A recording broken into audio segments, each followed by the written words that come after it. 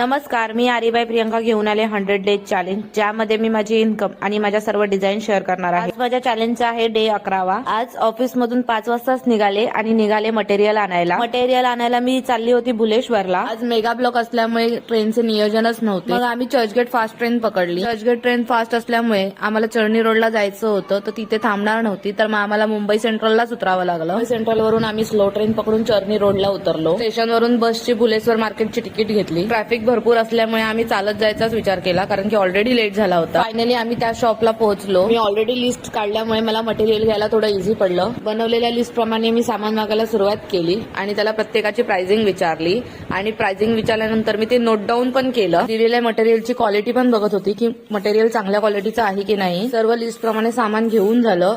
मला निडल भेटली नाही, कारण मी रात्रीच्या वेळेत गेलेली, तर मला ते निडल देत नव्हते। या सर्व मटेरियलची कॉस्टिंग माझी 3,500 पर्यंत झाली। मग आम्ही बिल पे करून निघालो। हेल्पिंग हँड म्हणून मी मिस्टरांना सोबत आणलं होतं, कारण की सामान बरंच घ्यायचं होतं आणि एवढ्या ट्रॅव्हलिंग मध्ये मला जमणार नव्हतं, म्हणून त्यांना ट्रीट म्हणून इंस्टाग्रामचा पहिला खिचा पापड दिला। भुलेश्वरवरून आम्ही चर्नी रोडला शेअरिंग टॅक्सीने आलो। चर्नी रोडला बाय बाय करत आम्ही परतीचा प्रवास केला। घरी यायला आम्हाला 11:15 वाजले। देवाची बत्ती अजून चालू होती, तर बघून बरं वाटलं। त्यासाठी बाय, गुड नाईट।